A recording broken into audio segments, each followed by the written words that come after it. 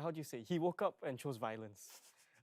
When we were there for the inspection, it was quite quite an intense experience. So you get a chance to go slowly and see the course and see what they're doing. And we could already see from inspection, whoever was setting the course was, he woke up and chose violence. If you wanted to win the race, you would have to risk everything, which is what a lot of people did. And that's why you saw in the first run, about 60% plus, I think, was knocked out. One of the things that I was hoping to communicate to a lot of people is that in the sport of ski racing, DNF is actually a very normal thing. Even the world champion, even the guy that won the giant slalom, he DNF in the slalom.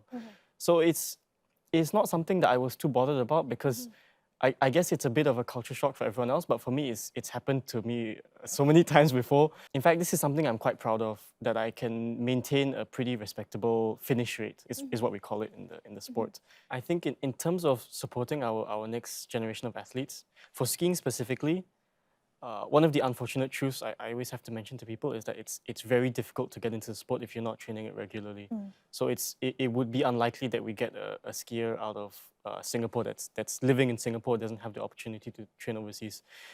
It's a reality, and that's how it is. Maybe someone will prove me wrong. But you know, right now we have a few athletes that are overseas that we're looking at from my ski association. I would say that the future of Singapore in the skiing scene is very promising.